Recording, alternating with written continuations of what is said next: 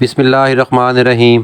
آج کی کہانی تھوڑی لمبی ضرور ہے لیکن بہت ہی دلچسپ اور مزیدار ہے، تو شروع کرتے ہیں۔ آج کی کہانی کا نام ہے ناگن ملکہ۔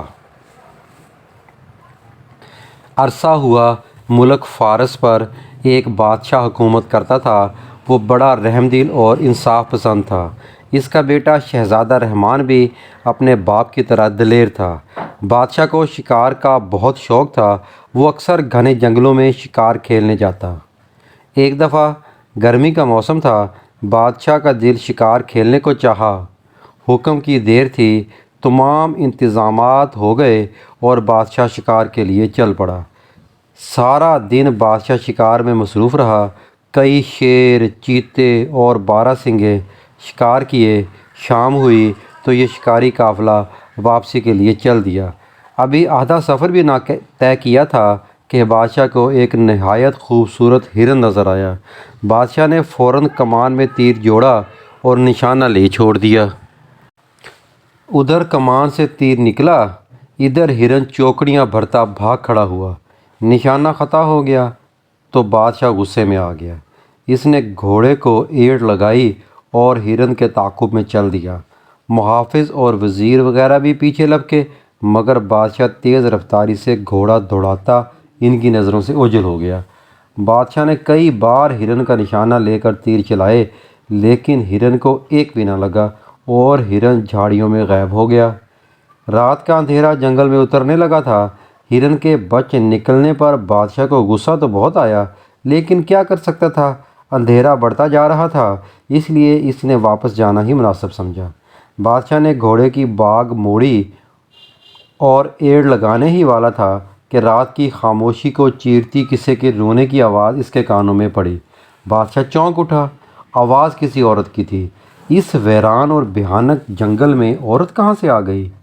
پہلے تو بادشاہ یہ سوچ کر گھبرا گیا کہ کوئی بھوتنی یا چڑیل تو نہیں ہے، لیکن پھر اسے خیال آیا کہ ممکن ہے کوئی مظلوم عورت ہو۔ رونے کی آواز قریب سے آ رہی تھی۔ بادشاہ گھوڑے سے اتر آیا اور لگام تھام کر اس طرف بڑھا۔ درختوں کے جھنڈ میں ایک پرانا کنواں تھا جس کی منڈیر پر ایک نہایت ہی خوبصورت عورت بیٹھی رو رہی تھی۔ اس کا رنگ دودھ جیسا سفید اور بال سنہری تھے۔ اس نے پھٹے پرانے کپڑے پہن رکھے تھے۔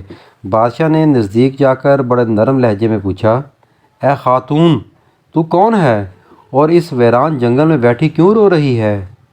میں اس ملک کا بادشاہ ہوں، مجھے بتلاؤ کس نے تم پر ظلم کیا ہے؟ عورت نے آنسو بہاتے ہوئے کہا، اے بادشاہ، میرا نام نگینہ ہے۔ میں پڑوسی ملک کی رہنے والی ہوں۔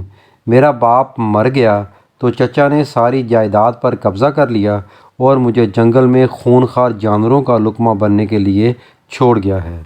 یہ کہہ کر عورت زور زور سے رونے لگی۔ بادشاہ کو اس پر رحم آیا۔ بادشاہ نے اسے اپنی ملکہ بنانے کا فیصلہ کیا۔ اس کی پہلی ملکہ تو کئی سال ہوئے فوت ہو چکی تھی۔ بادشاہ نے نگینہ کو گھوڑے پر بٹھایا اور واپس چل دیا۔ تھوڑی دور ہی گیا تھا کہ اس کے وزیر اور محافظ مل گئے جو اسے ڈھونڈتے پھر رہے تھے۔ بادشاہ ان کے ساتھ واپس محل میں لوٹ آیا۔ اگلے دن بادشاہ نے نگینہ سے شادی کر لی اور وہ ملکہ نگینہ بن گئی۔ گھر گھر خالص گھی کے چراغ جلنے لگے۔ ہر طرف نوبتیں اور نعرے بجتے رہے۔ ہر اعلیٰ و ادنیٰ خوشیاں منا رہا تھا۔ کئی دن تک بادشاہ کی شادی کی خوشی میں جشن منایا جاتا رہا۔ شہزادہ رحمان کو بھی بہت خوشی تھی۔ وقت اسی طرح گزرتا چلا گیا مگر نئی ملکہ آنے کے کچھ ہی عرصہ بعد بادشاہ کی طبیعت خراب رہنے لگی۔ وہ دن بدن کمزور ہوتا جا رہا تھا۔ شہزادہ رحمان، وزیر اعظم اور دوسرے درباری بڑے پریشان ہوئے۔ ملک کے بڑے بڑے مشہور حکیموں نے علاج کیا مگر کوئی فائدہ نہ ہوا۔ حتیٰ کہ بادشاہ بیمار ہو کر چارپائی سے لگ گیا۔ اس نے کھانا پینا بھی چھوڑ دیا۔ اب تو شہزادہ رحمان بوکھلا اٹھا کہ یہ کیا کرے۔ دور دور کے ممالک سے حکیم منگوائے گئے لیکن بیماری کا علاج تو ایک طرف رہا، یہی نہ پتہ چل سکا کہ مرض کیا ہے۔ بادشاہ کا رنگ زرد پڑ چکا تھا اور آنکھوں کے نیچے کالے نشان بن گئے تھے۔ شہزادہ رحمان نے فیصلہ کیا کہ ملک کے سب سے بڑے نجومی کے پاس جانا چاہیے تاکہ پتہ چل سکے کہ بات کیا ہے۔ یہ نجومی شہر سے دور ایک پہاڑی غار میں رہتا تھا۔ شہزادہ رحمان اس کے پاس پہنچا تو نجومی نے حساب لگا کر کہا، اے شہزادے، بادشاہ سلامت کی بیماری کی وجہ ملکہ ہے۔ کیا؟ شہزادہ اچھل پڑا اور بولا، یہ کس طرح ہو سکتا ہے؟ نجومی بابا، میں تمہاری بات سمجھا نہیں۔ نجومی نے کہا، اے قابل احترام شہزادے، میرا حساب بتاتا ہے کہ ملکہ اصل میں انسان نہیں ہے بلکہ ناگن ہے، انتہائی خطرناک اور زہریلی ناگن۔ سنو، جب کوئی سانپ 500 سال کا ہو جاتا ہے اور ان 500 سالوں میں کسی انسان کی نظر اس پر نہ پڑی ہو تو اسے یہ طاقت حاصل ہو جاتی ہے کہ وہ جب چاہے انسان یا کسی بھی جانور کا روپ دھار سکتا ہے۔ ملکہ بھی ایک ایسی ہی ناگن ہے جسے روپ بدلنے کی طاقت مل چکی ہے اور اب وہ بادشاہ کے جسم میں اپنا تھوڑا تھوڑا زہر داخل کر رہی ہے۔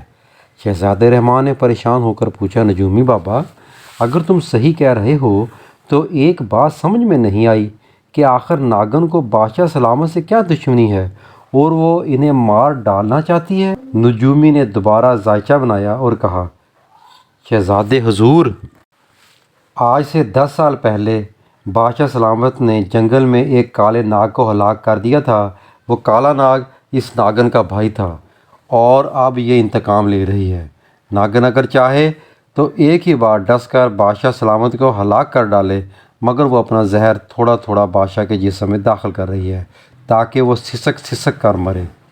شہزادہ نے یہ سنا تو غصے سے کانپنے لگا، میان سے تلوار نکال کر لہرائی اور گرجا، میں اس بدبخت ناگن کو ابھی جا کر ٹکڑے ٹکڑے کر دوں گا۔ نجومی نے فوراً کہا، نہیں شہزادہ حضور، ایسا مت کرنا، وہ بڑی چالاک ناگن ہے، اگر آپ کا وار خالی گیا تو وہ آپ کو ہرگز نہ چھوڑے گی اور ڈس لے گی۔ اچھا، پھر مجھے کیا کرنا چاہیے؟ شہزادے نے کہا۔ نجومی بولا، ناگن کو تم صرف اسی وقت ہلاک کر سکتے ہو جب وہ ناگن کے روپ میں ہو۔ تمہارا تیر سیدھا اس کے پھن میں جا کر لگنا چاہیے۔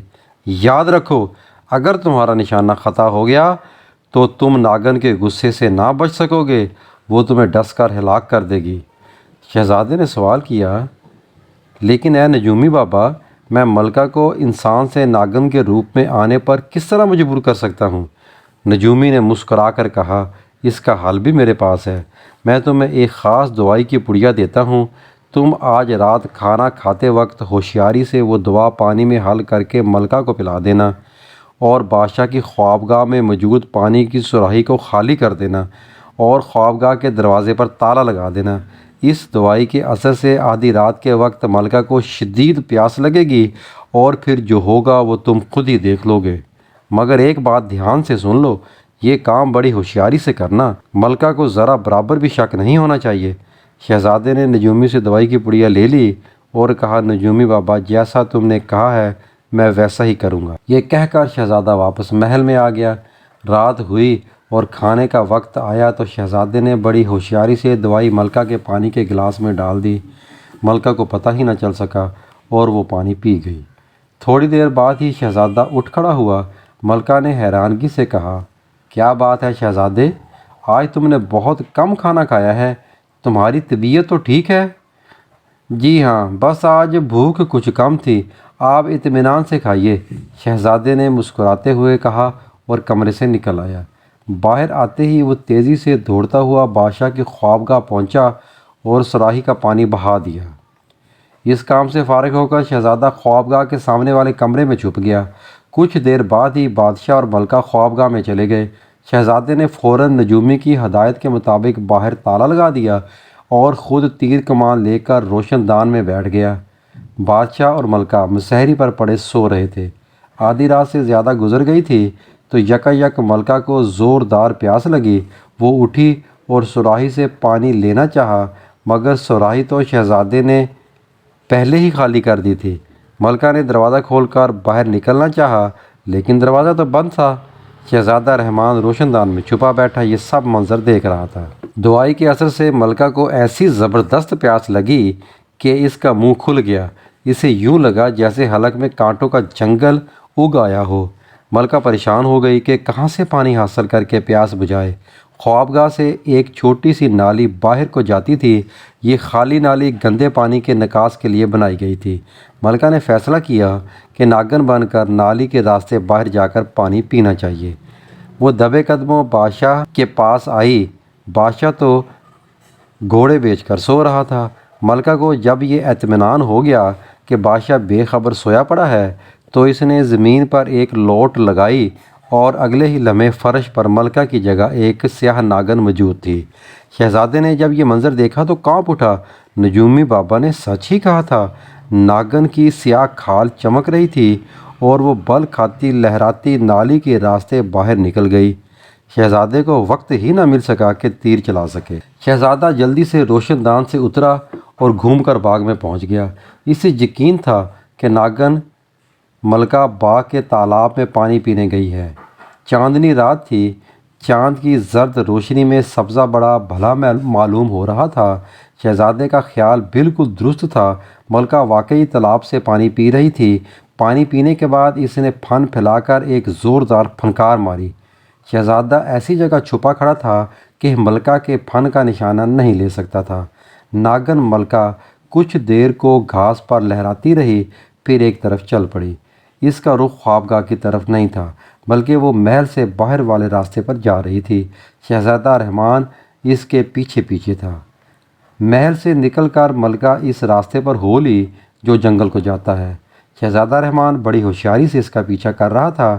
یہ بھی خدا کا شکر تھا کہ چاندنی رات تھی، ورنہ اندھیرے میں ناگن کب آتی۔ ناگن ملکہ گھنے جنگل میں پہنچ گئی اور ایک غار کے باہر رک کر اس نے زوردار پھنکار ماری۔ اس کی پھنکار کے جواب میں غار کے اندر سے ایک دوسرے ناگ کی خوفناک پھنکار سنائی دی۔ اف خدایا! یہ کیسی بھیانک پھنکار تھی! وہ جیسے ہی بیک وقت کئی دیگیں چولہے پر چڑھی سنسنا رہی ہوں۔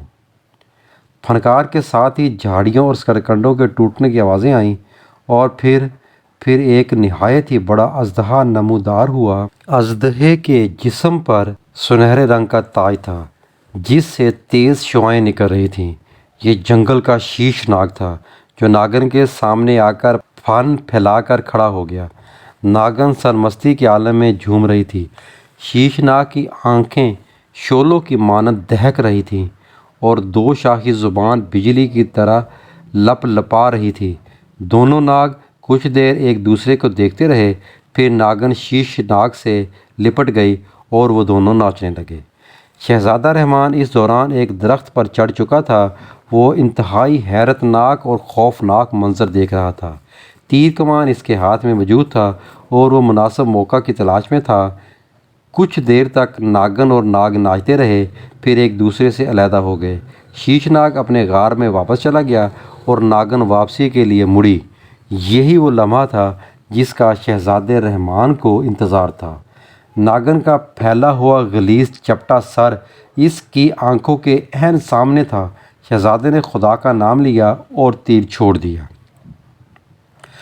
ہوا کو چیرتا سنسناتا ہوا تیر ناگن کے پھن کے آر پار ہو گیا۔ ناگن کا اٹھا ہوا سر جھٹکے سے پیچھے کی طرف جا گرا۔ وہ بڑے درد بھرے انداز میں پھنکاری اور بل کھانے لگی۔ بل کھاتے ہوئے ناگن نے انسانی روپ میں آنے کی کوشش کی، لیکن ابھی اس کا اوپر کا آدھا دھڑ ہی انسانی شکل میں آیا تھا کہ اس کی جان نکل گئی۔ ناگن کی پھنکاریں سن کر شیش ناگ بڑے غضبناک انداز میں پھنکارتا ہوا غار سے نکلا۔ اس کے منہ سے شعلے نکل رہے تھے جو آس پاس کی جھاڑیوں کو جلا کر خاک کر دیتے تھے۔ شہزادہ رحمان اس دوران کمان میں نیا تیر لگا چکا تھا۔ اس نے شیش ناگ کے دائیں آنکھ کا نشانہ لے کر تیر چھوڑ دیا۔ تیر نشانے پر بیٹھ گیا۔ ناگ بری طرح بل کھا کر تڑپا۔ شہزادے نے جھٹ دوسرا تیر چھوڑا اور ناگ کی بائیں آنکھ بھی ختم ہو گئی۔ شیش ناگ اندھا ہو چکا تھا۔ اسے اب کچھ نظر نہیں آ رہا تھا۔ وہ پھنکاریں مارتا اپنا سر بار بار درختوں اور پتوں پر پٹک رہا تھا۔ شہزادے نے پے در پے تیر چلا کر ناگ کو ہلاک کر دیا اور درخت سے نیچے اتر آیا۔ آدھی انسان اور آدھی ناگن ملکہ مری پڑی تھی۔ شہزادے نے غار میں جا کر دیکھا کہ کہیں اور سانپ تو نہیں ہے، مگر وہاں تو انسانی کھوپڑیوں اور ہڈیوں کا ڈھیر لگا ہوا تھا۔ یہ ان بد نصیب مسافروں کی ہڈیاں تھیں جو راستہ بھٹک کر شیش ناگ کے غار کی طرف آ نکلے تھے، اور ناگ نے انہیں ڈس کر ان کا گوشت نوچ نوچ کر کھا لیا تھا۔ باہر آ کر شہزادے نے مرے ہوئے شیش ناگ کا پھن خنجر سے چیر کر من باہر نکال لیا۔ سانپ کا من ایک بڑے ہیرے کی مانند چمکدار ہوتا ہے۔ اس میں یہ خاصیت ہوتی ہے کہ یہ زہر کو چوس لیتا ہے۔ شیش ناگ کے من کو جیب میں ڈال کر شہزادے نے مری ہوئی ناگن ملکہ کو اٹھایا اور محل کی طرف چل دیا۔ جس وقت وہ محل پہنچا، رات کی تاریکی چھٹنے لگی تھی۔ محل کے محافظوں نے جب شہزادے رحمان کو ملکہ کی لاش اٹھائے دیکھا تو دھنگ رہ گئے، اور اس وقت تو ان کی چیخیں نکل گئی جب انہوں نے دیکھا کہ ملکہ کا آدھا دھڑ سانپ کا اور آدھا انسان کا ہے۔ شہزادہ رحمان بادشاہ کی خوابگاہ پہنچا۔ بادشاہ بے خبر پڑا تھا۔ شہزادے نے اسے بیدار کیا اور ساری کہانی سنائی۔ دہشت کے مارے ایک بار تو بادشاہ لرز اٹھا۔ اسے خیال ہی نہیں تھا کہ ایسا بھی ہو سکتا ہے۔ وہ ایک خطرناک ناگن کو اپنی ملکہ بنائے ہوئے تھا۔ اس نے ایک ناگن سے شادی کر رکھی تھی اور یہی اس کی بیماری کی وجہ تھی۔ یہ سن کر ملکہ کا زہر ہی تھا جس نے بادشاہ کو بیمار کر رکھا تھا، کیونکہ اپنے ناگ بھائی کا بادشاہ سے انتقام لے رہی تھی۔ بادشاہ نے شہزادے رحمان کو گلے سے لگا لیا اور کہا، بیٹا، تو نے اپنی جان پر کھیل کر اس خبیث ناگن کو ہلاک کر کے مجھے نئی زندگی دی ہے۔ شہزادے نے سر جھکا کر کہا، ابا حضور، یہ تو میرا فرض ہے۔ اچھے بچے وہ ہوتے ہیں جو اپنے ماں باپ کی خدمت کرتے ہیں اور ان کا حکم مانتے ہیں۔ یہ کہہ کر شہزادے رحمان نے شیش ناگ کے من جیب سے نکالا اور بادشاہ کے منہ سے لگا دیا۔ من نے فوراً ناگن کا زہر چوس لیا اور بادشاہ دوبارہ صحت مند ہو گیا۔ اسی وقت ناگن ملکہ جسم چڑھ چڑھ کر کے جلنے لگا اور دیکھتے ہی دیکھتے وہاں راکھ کے چھوٹے سے ڈھیر کے سوا کچھ نہ بچا۔ شاہ فارس نے تخت و تاج اپنے بیٹے رحمان کے سپرد کر دیا اور خود یاد الہی میں مصروف ہو گیا۔